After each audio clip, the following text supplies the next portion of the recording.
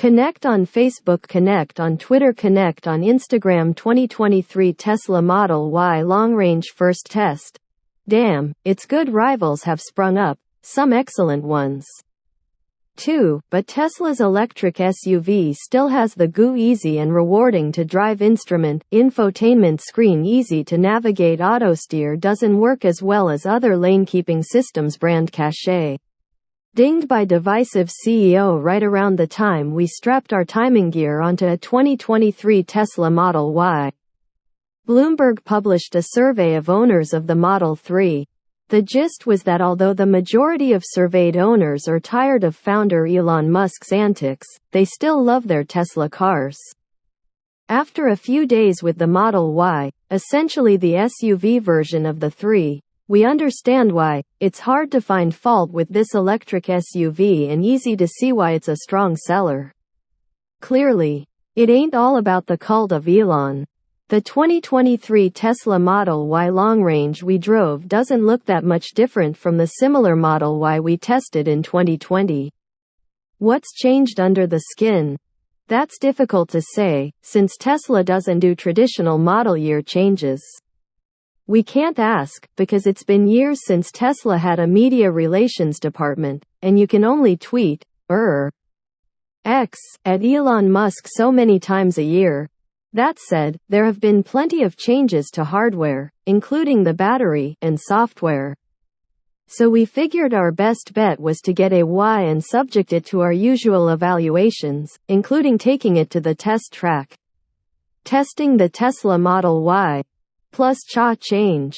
We have lots to say about the Model Y, almost all of it good, but let's dispense with the hard data. Horsepower and torque haven't changed since our last instrumented test, 384 horsepower and 375 pound-feet, although it might be 376. We can't seem to get a straight answer, but the new Model Y tipped our scales at 4,337 pounds, 20 pounds lighter than the 20 model we tested. EPA range has grown a bit. It's now 330 miles versus 316 in 2020. For all that, the new car is, drumroll, please, slightly slower. This year's Model Y dashed to 60 miles per hour in 4.4 seconds, 0.3 seconds behind the 2020 model. The new Model Y ran the quarter mile in 12.7 seconds at 114.9 miles per hour. The 2020 was a third of a second quicker with a nearly identical trap speed. Our test team found the best acceleration came with the old slap and go method. Skip the fancy footwork and just mash the go pedal. Perhaps Tesla has altered the acceleration curve to lengthen the range? Seems a fair trade-off to us. After all, the Hyundai Ioniq 5, our 2023 SUV of the year and arguably the Model Y's most credible rival, matches that 0 to 60 time and takes a half second longer in the quarter. Let's not forget these are quarter-mile times most classic muscle cars would give their left glass pack to match.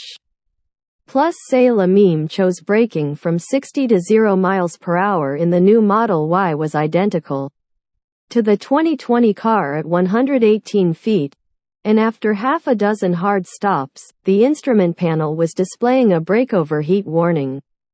That's no surprise given the Model Y is intended to be driven as a one-pedal car, with regenerative braking doing the heavy lifting.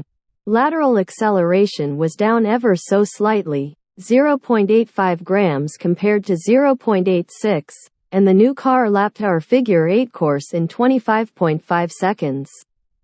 0.3 seconds slower than in 20, and with a tad less grip. Road test editor Chris Walton noted, "It's been a while since I've driven one of these. And I had forgotten how capable and fun it can be." He called out the quick and precise steering but noted that by the end of several laps, the brakes and tires were clearly unhappy. A phenomenon we've seen in other EVs. The bottom line is that not much has changed with the Model Y in the last 3 years, and that's what makes it so remarkable. The EV SUV market has exploded in that time, and Motor Trend has driven and been impressed by nearly all of the Model Y's competitors. And yet all of us who took a turn at the wheel of this Model Y came away with the same basic conclusion: damn, it's good. A minimalist interface that works. We're pretty sure Tesla's minimalist interior, which has but a single screen at the center of the barely adorned dashboard, was designed to cut costs. But as a user interface, it works well. Even with a lack of familiarity, we never had trouble figuring out how fast we were going or whether we'd left a turn signal blinking. Plenty of us have criticized the button-free, screen-only interfaces of other cars. And we still can't get used to Tesla's and Rivian's silly idea of adjusting air vents using a touchscreen rather than, the vent itself. Still, even the most tech-averse among us had little trouble navigating the system. Take, for example, Tesla's car wash mode, which we only know about because of a sign at our local